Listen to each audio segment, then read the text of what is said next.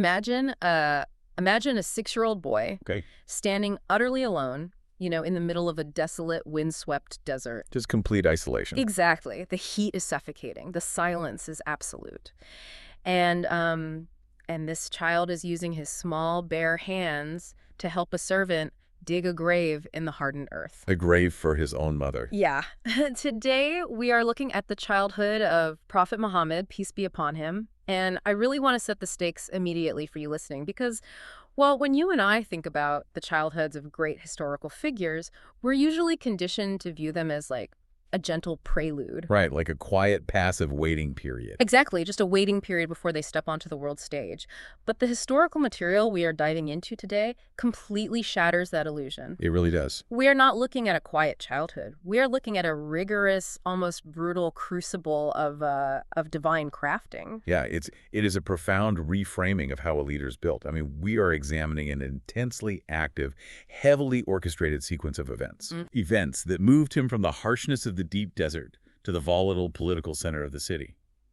He was plunged from the deepest, most concentrated maternal love directly into the most shattering, desolate loss imaginable. It's just massive whiplash. It is. And every single stage of his early life, down to the geography of his isolation and the specific nature of his grief, it all served a precise function. Which is really the core mission of this deep dive. Whether you're a dedicated student of history or simply someone fascinated by the architecture of a legendary leader, we are going to explore the hidden, deeply painful years of the man our source material refers to as the greatest man. We have to unpack the mechanics of this timeline. Right. We will explore how severe economic realities, forced isolation, and relentless compounding grief were not just random tragedies that he merely survived. They were the very deliberate tools utilized to forge an extraordinary psychological and spiritual resilience. And, to understand the magnitude of his birth and the resilience required of him, we actually cannot start with his birth.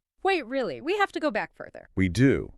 To truly grasp the atmosphere into which Prophet Muhammad, peace be upon him, was born, we have to rewind. We have to look at a moment of terrifying, high-stakes drama involving his grandfather, Abdul Muttalib. Oh, wait. Well. Yes, we have to establish the near-fatal crucible his family underwent just prior to his existence. Because, well, it sets the socio-political and spiritual baseline for everything that follows. I am so glad you brought up Abdul Muttalib because his position in the society it's critical to understand for you listening. He wasn't just like a tribal elder, right? Not at all. He was the undisputed leader of the Quraysh tribe in Mecca. He held the custodianship of the Kaaba itself, and he had taken on this monumental, dangerous task of excavating the lost well of Zamzam. A massive undertaking.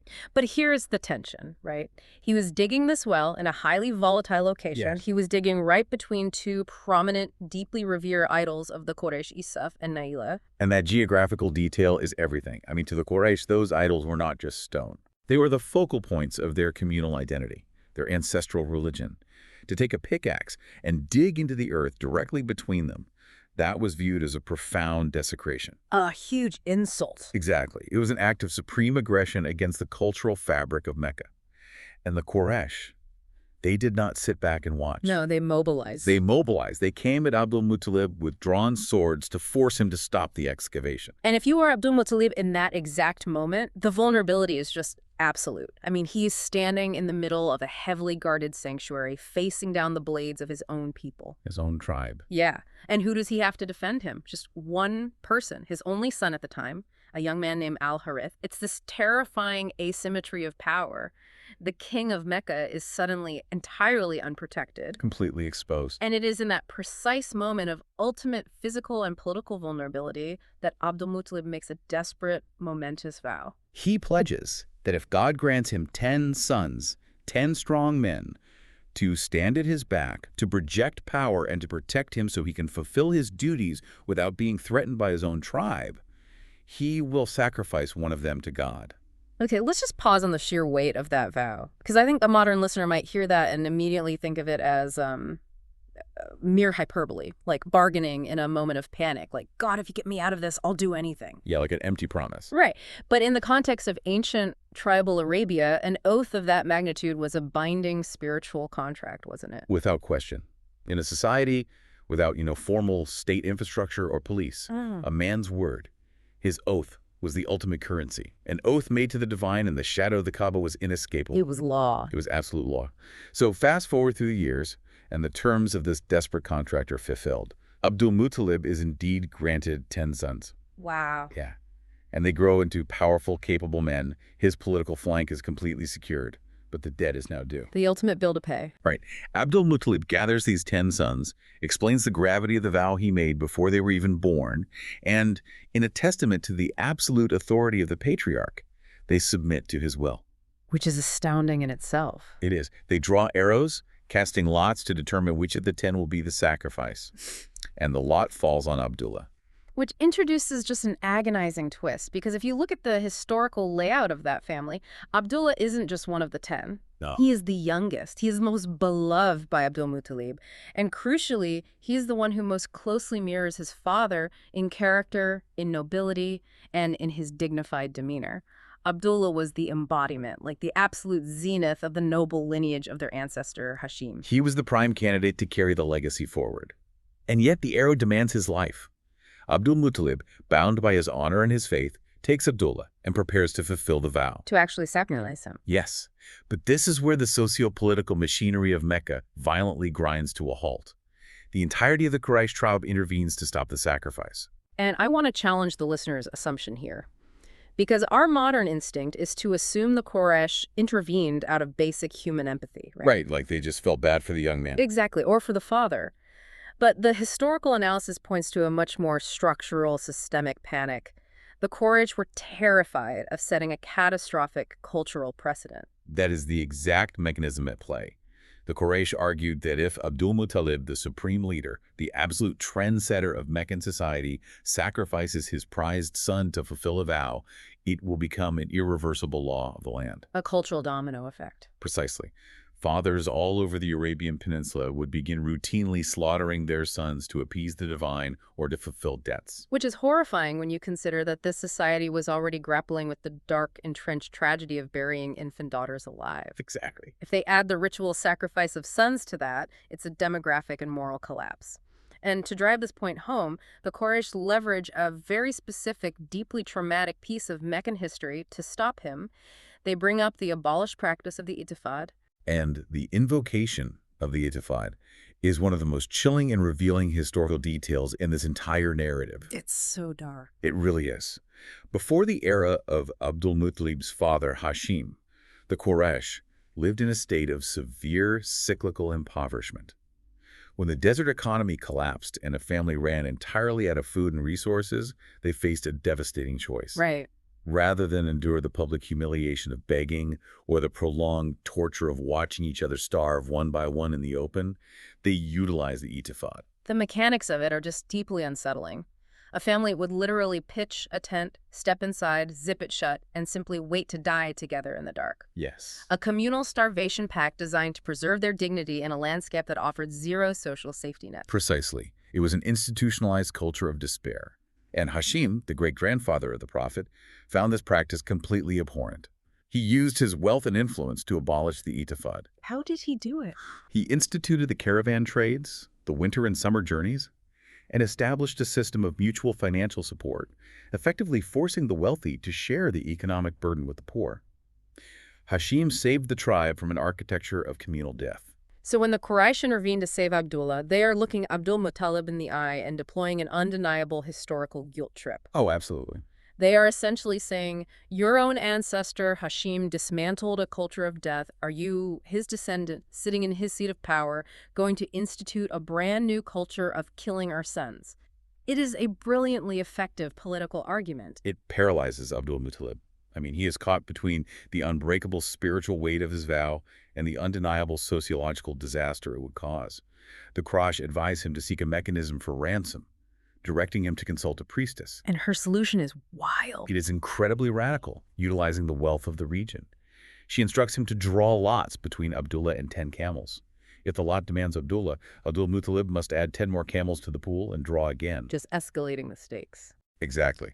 He must keep adding increments of 10 until the divine will finally accepts the camels in exchange for the boy's life. The psychological torture of that process must have been staggering. Just imagine standing in the heat of Mecca. The arrow is drawn. It points to Abdullah.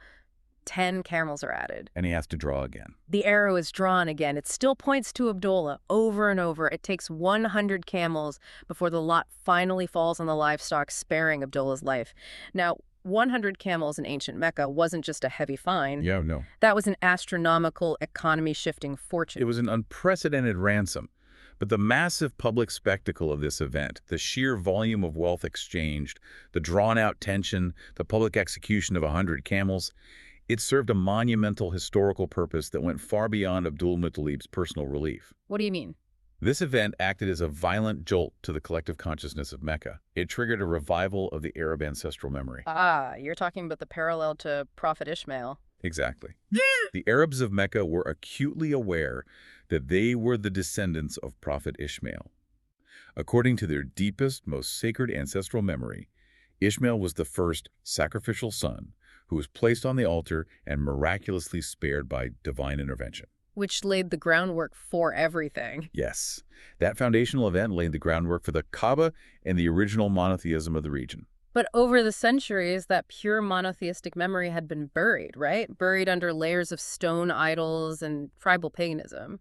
So when the Quraysh watch Abdullah, the most noble son of their generation, nearly sacrificed and then redeemed at a massive cost, it's like a societal defibrillator shock. It is exactly that. It was an obscure but deafening announcement to the people of Mecca. The sparing of Ishmael birthed a new era of spiritual clarity. The sparing of Abdullah was a massive psychological indicator that an era of similar, world-altering magnitude was on the horizon. The spiritual atmosphere of Mecca was being fundamentally primed. Which makes the immediate aftermath of his survival so striking. Because Abdullah's life is spared, but his survival is remarkably, almost terrifyingly, brief. Having just escaped the blade, Abdul-Muttalib wastes absolutely no time. He rushes Abdullah into marriage. There is an intense urgency to secure the lineage. Abdul-Muttalib immediately arranges for Abdullah to marry Amina bint Wahab. And her status is vital to understand. Right. She wasn't just a political match. She was known universally as the flower of Quraysh. She possessed unmatched beauty, profound modesty, and an impeccable lineage that aligned perfectly with the nobility of Hashim. And to tightly weave the family dynamics for you listening, this was actually a double ceremony. On the exact same day that Abdullah marries Amina, Abdul-Muttalib himself marries a woman named Hala. Yes, a crucial detail. Right, because Hala would eventually give birth to Hamza, may Allah be pleased with him. This means Hamza is technically the uncle of the Prophet, but biologically they are practically peers, with Hamza being just a couple of years older. It locks in a fierce familial loyalty right from the start. But the focus remains on Abdullah. He marries Amina. The lineage is secured. And yet the joy of this union, the relief of his survival, is breathtakingly short. Perhaps only a month after the wedding, Abdullah is sent out with the caravans on a trade journey towards the Levant. And his route takes him north. His route takes him through Yathrib, the city we now know as Medina. And it is on this journey that he falls severely ill. And the historical context of this illness is crucial because it wasn't just a random desert fever. We have to look at the macro environment of Mecca at this exact moment. This is unfolding in the immediate shadow of the Year of the Elephant. And the Year of the Elephant is the anchor point for this entire timeline. This is the year a foreign king, Abraha, marched on Mecca with an army featuring war elephants, intending to obliterate the Kaaba. A massive invasion force. Yes, the army was miraculously destroyed, but the aftermath of a massive dead and rotting army on the outskirts of the city triggered a horrific epidemic. A devastating plague swept through Mecca, likely a virulent strain of smallpox or measles. So, when Abdullah leaves for his trade journey, he is carrying the lingering remnants of this epidemic in his own body. He reaches Yathrib, too devastated by the illness to continue, and he takes refuge with his maternal uncles, the Banu Najjar, seeking treatment. But the treatment fails. At nearly 25 years old, in the absolute prime of his youth, having just survived a 1 in 100 chance of ritual execution, Abdullah dies. Wow. He dies before his son is even born, and he is buried right there in the soil of Yathrib. I just have to push back on the sheer tragic timing of this, because if you were looking at this purely as a historian tracing cause and effect, it's staggering. It is. He survives this incredibly dramatic, near-mythic sacrifice only to die of a virus just weeks later. It is as if his entire existence, his survival against impossible odds, culminated exclusively in passing on this specific genetic and spiritual lineage to Amina before he was abruptly pulled off the stage. It is a harsh assessment. But from the perspective of divine orchestration, it is highly accurate. His role was singular, and it was complete. However, the location of his death is not incidental. Why did Abdullah have to die in Yathrib? Right, why not Mecca? Why didn't he fall ill on the road and return to Mecca? Why not die in the Levant? The geographical weaving of destiny here is masterfully deliberate. You're talking about the long-term political architecture being built, because decades later, Yathrib transforms into Medina. It becomes the sanctuary city that embraces the Prophet and his followers when they are being persecuted and hunted by the Quraysh in Mecca. Exactly. By orchestrating Abdullah's death and burial in Yathrib, a blood-deep, unbreakable emotional bond was forged between the family of Hashim and the people of that specific city. The Banu Najjar tried to save the father. Decades later, they would successfully save the son. That is incredible. When Prophet Muhammad, peace be upon him, eventually migrates to Yathrib, he does not arrive as a foreign refugee begging for asylum. He arrives as an orphan son returning to the very earth where his father rests. He returns to the maternal uncles who held his father in his final hours. The diplomatic and emotional foundation of the future Islamic State was literally being built over Abdullah's graves before the Messenger of Allah was even born. The scale of that foresight is incredible. Now, because the historical narrative focuses so heavily on the nobility, the tragedy, and the character of both Abdullah and Amina, it inevitably leads to a massive theological question. Yes, it does. And I want to be very clear with you listening.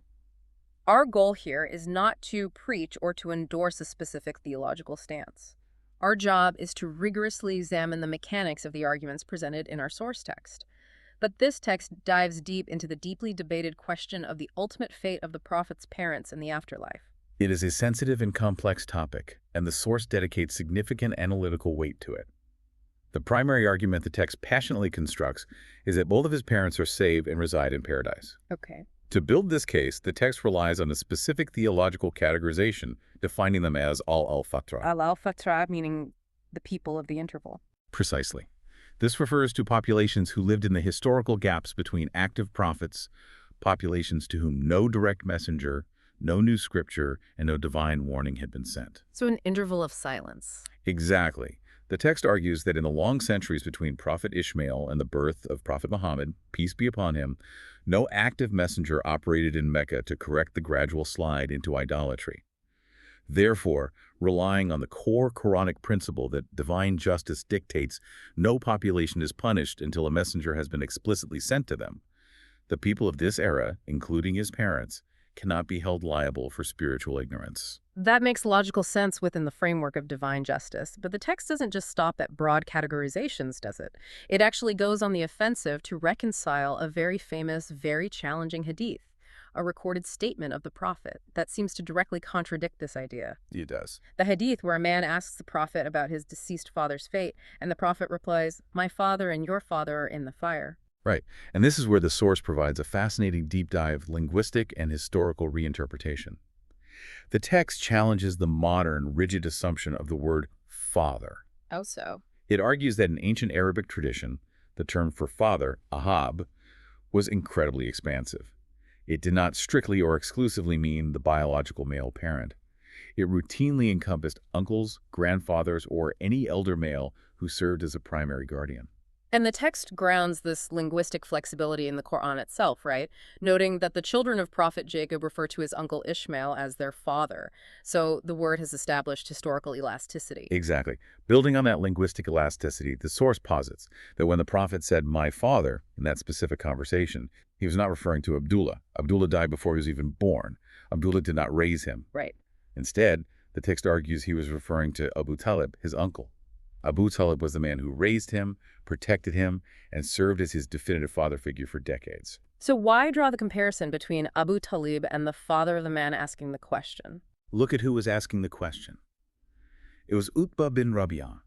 Both Utbah and Abu Talib shared striking similarities. They were both wise, noble, highly respected elder statesmen of their tribes.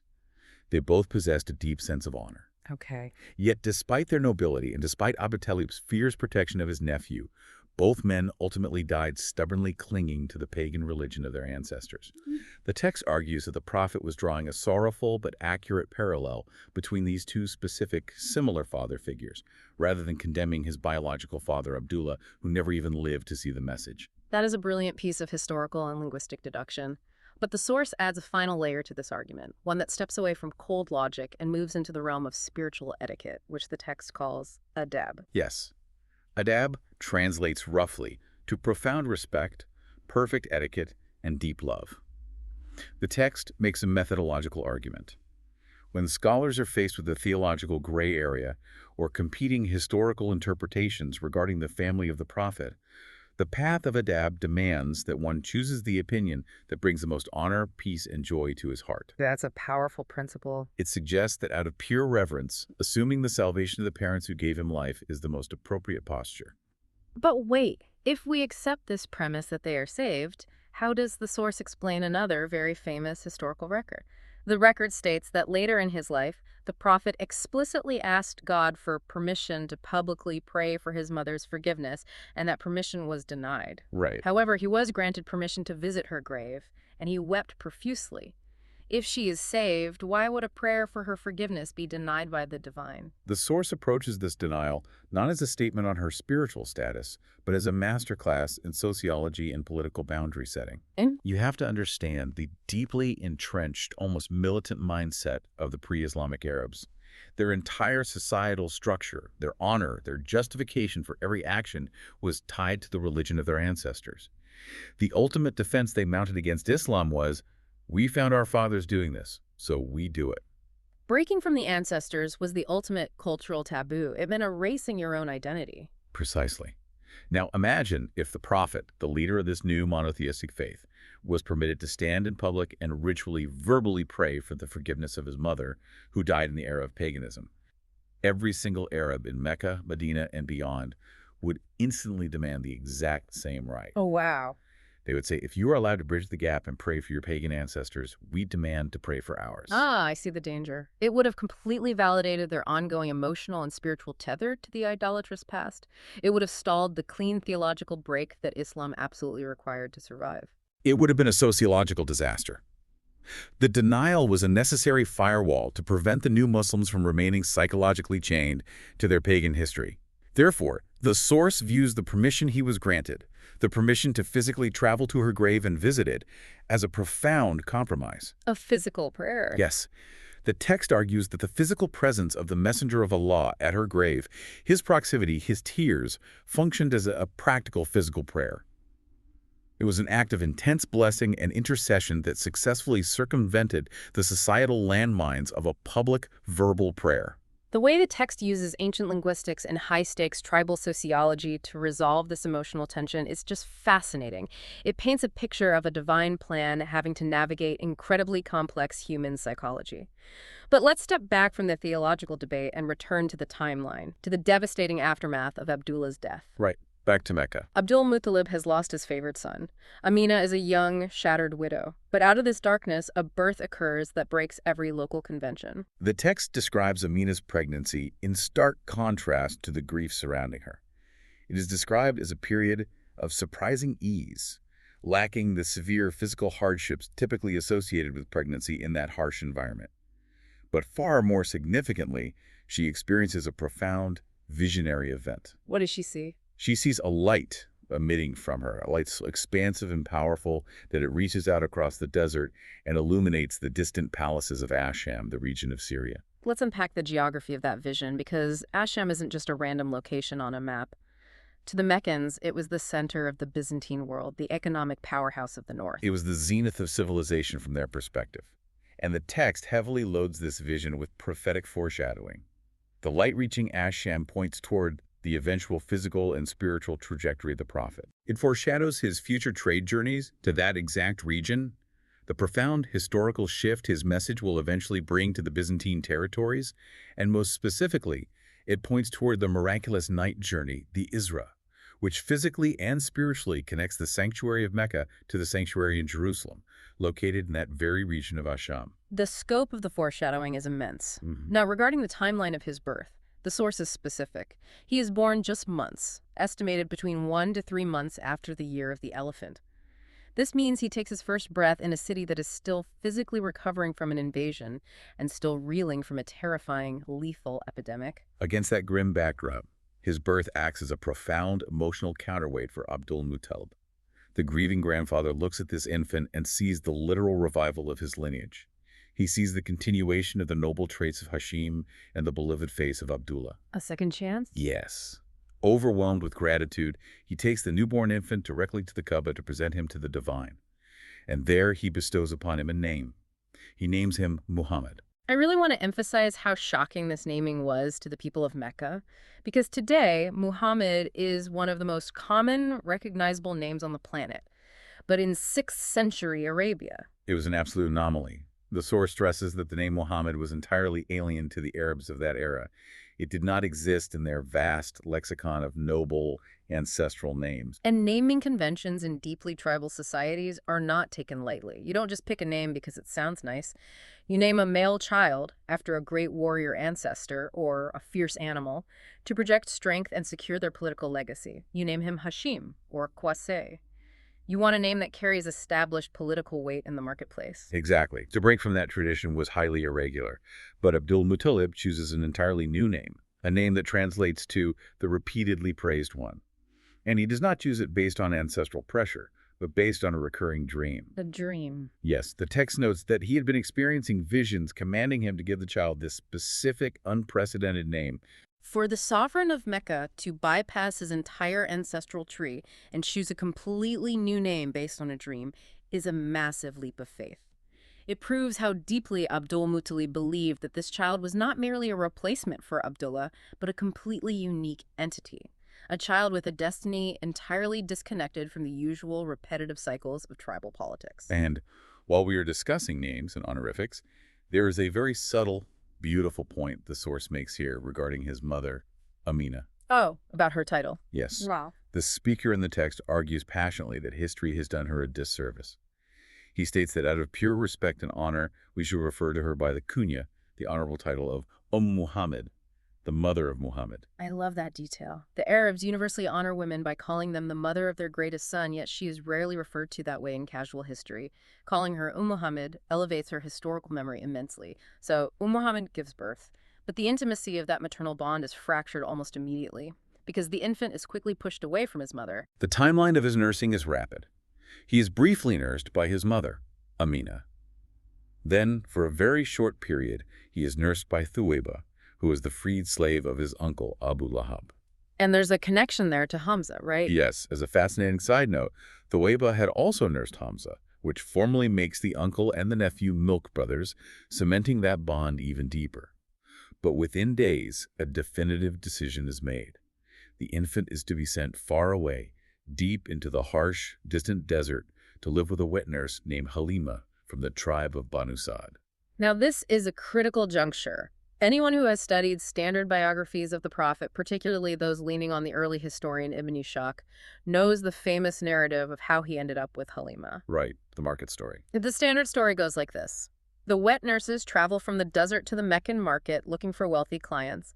They go tent to tent looking at the babies. They all take one look at the infant Muhammad, realize he is a fatherless orphan, calculate that a widow won't pay them well, and they all reject him. And then Halima comes along. Right. And Halima, who is struggling, only takes him because she was the last one left in the market and was too ashamed to go home empty-handed. And our source fiercely, categorically, dismantles that narrative. Completely tears it apart. The text challenges the foundational logic of the rejected orphan trope, arguing that it is economically and politically absurd. Walk us through the mechanics of why that story fails, because it's a very popular story. It is popular because it fits a Dickensian underdog narrative, but it completely ignores the political reality of who this infant was. He was not a destitute street orphan relying on a poor widow's charity. Right. He was the favored grandson and the direct personal ward of Abdul-Muttalib. Abdul-Muttalib was the undisputed sovereign of Mecca, the custodian of the Kaaba, and the wealthiest, most powerful patron in the entire region. It's like assuming a modern billionaire's heir would be rejected by elite boarding schools because his father passed away. It makes zero economic sense. Exactly.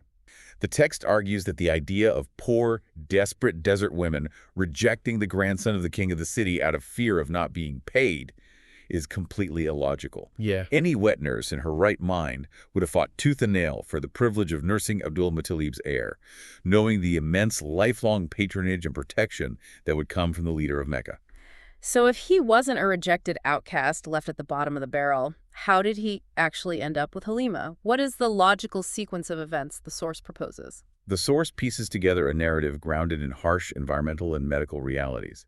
First, we must look at the Banu Sa'ad tribe. Their specific region was experiencing a severe, devastating year of drought. The land was dead, the animals were dry. Absolute desperation. This sheer existential economic desperation is what drove women like Halima to make the long, arduous journey to Mecca in the first place, seeking employment simply to survive the year. Okay, so the drought pushes her to the city. But the text notes that the territory of Banu Sa'ad is incredibly far away. It's much farther out into the deep desert than the usual tribes the Meccans utilized for wet nursing. Why send the prized grandson so incredibly far away? Why not keep them close?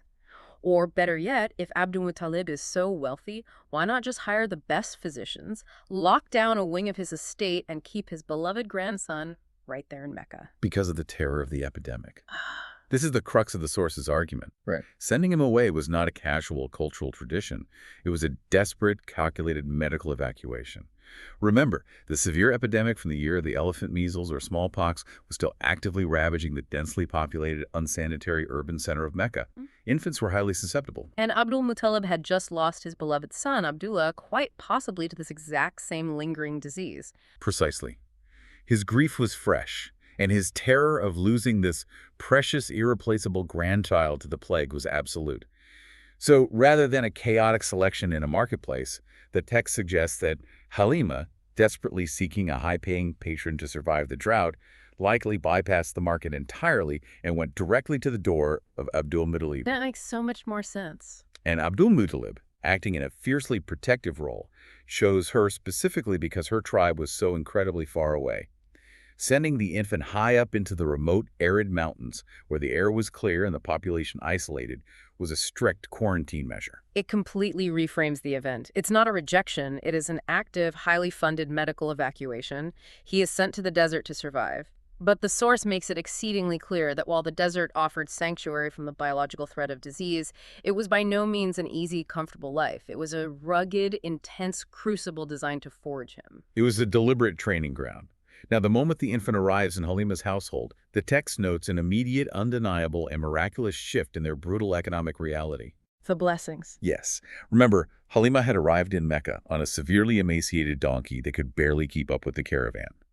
On the journey back to the desert, with the infant in her arms, that exact same donkey suddenly surged with energy, outpacing all the others. Wow. Her herd of animals, which had been dry and starving due to the drought, suddenly produced abundant milk.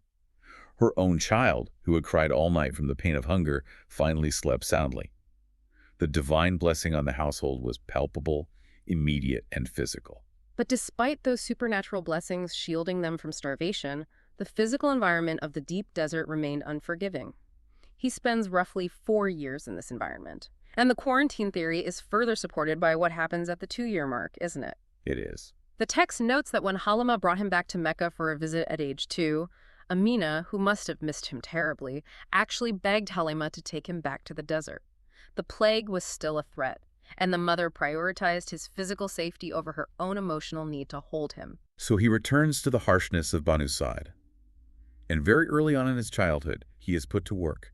He does not live a life of pampered luxury. He learns to shepherd sheep at an incredibly young age. Right. The source dwells heavily on the profound logic of this specific task. To the modern, untrained eye, shepherding seems like menial, low-level labor. But the text frames it as the ultimate rigorous school of leadership. Break down the psychology of that. How does watching sheep translate to leading a global movement? Think about the mechanics of what shepherding actually demands, especially in a sparse, dangerous environment like the Arabian desert. It requires relentless, exhausting patience.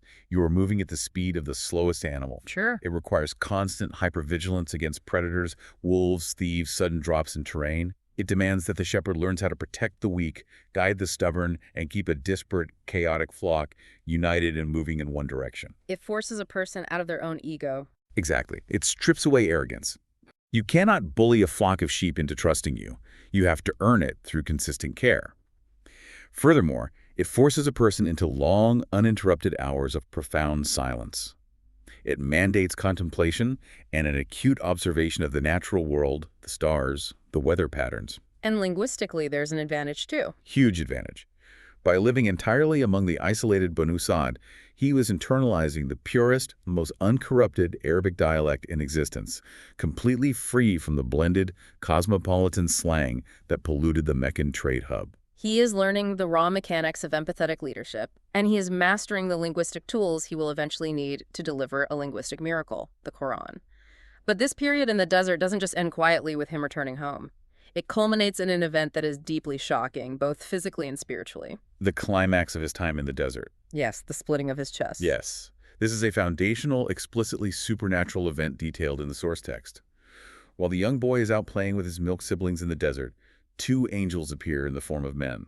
They physically take the young child, lay him down, open his chest, and physically extract his heart.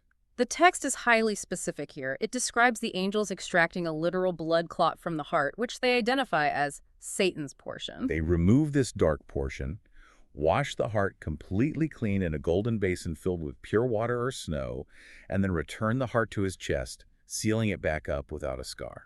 I want us to really think about the sheer trauma of that moment from a human, grounded perspective. The other children who witnessed this didn't comprehend that these were angels performing a divine purification. To them, two strange men just attacked their brother. They run back to Halima, screaming in absolute terror that Muhammad has been killed. Halima and her husband rush out into the desert, panic-stricken, and they find him sitting there. He is alive, but the text notes he is pale, drained of color, and terrified. You're a young child, and you undergo what sounds like ancient, divine, open-heart surgery. The source emphasizes the profound dual reality of this event. It is incredibly rich with spiritual symbolism, representing the ultimate purification of the soul. But the text insists it is also a literal, physical reality that he experienced. What's the core argument the source makes here? It's about capacity. The text argues that before you can ask a human being to carry a monumental world-changing project, before they can bear the physical and psychological weight of a divine message, you must first completely examine and re-engineer their heart. Because the heart is the engine of endurance. If the engine is flawed, the vehicle collapses under the weight. The removal of Satan's portion represents absolute purification. Yes, it is the searching removal of the human capacity for dark whispers, for base ego, for the spiritual debris that clouds human judgment and breeds selfishness. It was an absolute requirement to prepare him for the crushing weight of prophethood decades later. But for Halima, For Halima, witnessing the terrifying aftermath of this event was her breaking point. which is completely understandable, she is terrified. She thinks she has failed to protect him, or worse, that some malevolent desert spirit has attacked him. She packs up immediately, abandoning the economic benefits of keeping him, and rushes the child back to the safety of Mecca, returning him permanently to his mother. So he returns to Mecca. He has survived the utter isolation of the desert, he has evaded the threat of disease, and he has endured this overwhelming spiritual surgery. Now, from the age of 4 to 6, he finally lives with his mother, Amina. And the text says she poured all her delayed affection onto him. For 2 entire years, this boy is enveloped in intense, concentrated maternal love that he had been denied since infancy. He is finally safe. He is finally home. But as we established at the beginning of this deep dive, this timeline is not a gentle map. No. Just as he finds stability, destiny is about to exact another devastating, incomprehensible toll. When he reaches 6 years of age, Amina decides it is time to take him on a journey. They travel back out into the harsh landscape, heading to Yathrib. They are accompanied by their loyal Abyssinian servant, Ayman, a woman named Baraka, who would ultimately become a lifelong, fiercely dedicated maternal figure for the Prophet. What was the purpose of this journey? The purpose is deeply poignant and psychologically important. Amina wants to connect her growing son with his maternal uncles, the Banu Najjar. But more importantly, she wants to take him to visit the grave of his father, Abdullah. She wants him to know exactly where he comes from, to see the physical resting place of the man whose face he shares, the man who died just weeks after escaping the sacrificial blade. They make the arduous journey, they visit the grave, they spend a month bonding with the family in Yathrib. But it is on the return journey back to Mecca that the crucible fires up to its absolute maximum intensity. They are traveling through a desolate, barren, unforgiving stretch of desert known as Al-Abwa, located roughly halfway between Yathrib and Mecca. Suddenly, Amina falls severely ill. The force speculates that perhaps the sheer physical exhaustion of the harsh travel caused a flare-up of the old, lingering remnants of that exact same epidemic that had haunted their family and killed her husband. Her condition deteriorates with terrifying rapidity. And right there, in the total isolation of the desert, she dies. It is devastating. I want to pause the analysis for a moment and just sit with the absolute visceral horror of this scene. Think about this from the perspective of a 6-year-old boy. He has just spent the last 2 years finally bonding deeply with his mother. She is his entire world. And now she collapses and dies in the middle of nowhere. Right. There is no hospital. There are no relatives rushing to help. There is no shade. It is just a vast, indifferent desert, a terrified 6-year-old boy, the servant, Amen, and a corpse. The source forces us to visualize the brutal physical reality of it. The 6-year-old child cannot just stand by and passively mourn. He must actively participate in the trauma. He must get down on his knees and help. Amen, dig a grave in the hard, unyielding desert earth. He has to bury her. He must help lower his own mother's body into the ground. He must push the dirt over her, and then he must turn his back on that fresh grave and walk alongside an empty camel for hundreds of miles, all the way back to Mecca. It is a relentless, almost brutal series of goodbyes. It is a level of absolute suffocating isolation that most grown adults would completely shatter under, let alone a 6-year-old boy. The psychological damage of that should be permanent. Why? Why this specific agonizing sequence of suffering? The source delves profoundly into the psychological and spiritual why. It argues that the hands of destiny were not operating out of cruelty. They were operating with incredible surgical deliberation. They were teaching him the ultimate, most difficult, and most necessary lesson of his entire life: absolute detachment. Detachment from human reliance. Exactly. Look closely at the pattern of his first 6 years. Every single time he attached his heart to a human figure, first to his wet nurse Halima and his milk siblings in the desert, and then finally, and most deeply, to his own mother, they were swiftly, permanently, and dramatically removed from his daily life. It's a pattern of severing. The text posits that this psychological severing was mandatory to ensure that his heart would never become enslaved by excessive human attachment. If he had grown up perfectly comfortable, reliant on a powerful, wealthy father, or shielded by a doting mother, his psychological foundation would be built entirely on human beings. And as this story proves, human beings are incredibly fragile. They die. They get sick. They disappoint you. If your foundation is built on them, you collapse when they fall. I would compare the process to tempering glass. Yeah. You plunge it into extreme heat and then immediately into freezing cold. The shock should shatter it, but if it survives the process, the molecular structure changes. It becomes shatterproof. Wow. The mission he was being prepared for required an immovable, shatterproof foundation. By systematically stripping away every single human safety net, destiny forced him to rely solely, exclusively on the divine. It forged a resilience that could not be broken later in life. Because decades later, his entire tribe will abandon him. He will lose his beloved wife, Khadija. He will have to bury almost all of his own children. If he hadn't survived Al-Abwa at age 6, he would not have survived the persecution of Vecca at age 50. The crucible of his childhood made him psychologically unbreakable.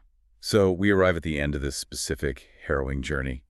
We must look at the emotional landscape of this 6-year-old boy as he finally reaches the city limits of Mecca. Yes. This is the boy whose father was spared the sacrificial blade by 100 camels, only to die before he took his first breath. The boy who was exiled to the deepest, harshest desert to escape a lethal plague. The boy who was physically laid open and purified by angels. The boy who was orphaned not once, but twice over, digging his mother's grave with his own small hands in the dirt of Al-Abwa. It's overwhelming. This is the boy who now walks, dusty, exhausted, and profoundly silent, into the grand house of his aging grandfather, Abdul Muttalib. But the text makes it clear. He enters that house not as a fragile, broken, traumatized child. He enters as a vessel that has been deliberately hollowed out by grief, only to be filled with an extraordinary, quiet, and monumental endurance. He has been perfectly calibrated. He is ready for the next stage of his preparation. It is a narrative that fundamentally forces us to reconsider how we view hardship. It reminds us that what we so often categorize as senseless tragedies or lost years or unfair disadvantages in our own lives might actually be the rigorous, painful forging of our truest capacities. The greatest, most unbreakable resilience is rarely built in comfort and safety. It is forged in the most unglamorous, difficult, and lonely crucibles. The map of greatness is never a straight, clean line. And I want to leave you, listening, with a final provocative thought to mull over, building on the mechanics we've just explored from this text. We've talked extensively about his intense early exposure to the profound silence of the desert, the physical vastness, the required patience of shepherding, and the sheer monumental emotional survival required to process such massive compounding loss by the age of 6. The sensory isolation. Right. Think about how that specific, relentless sensory isolation, that absolute necessity to find stillness and divine reliance amidst internal trauma, physically and spiritually, wired his mind. If this painful, desolate childhood forged his linguistic mastery and his unshakable emotional resilience, how might that very specific wiring have uniquely prepared his mind to eventually bear the crushing, terrifying auditory and visual weight of divine revelation alone in the darkness of the cave of Hira decades later? A profound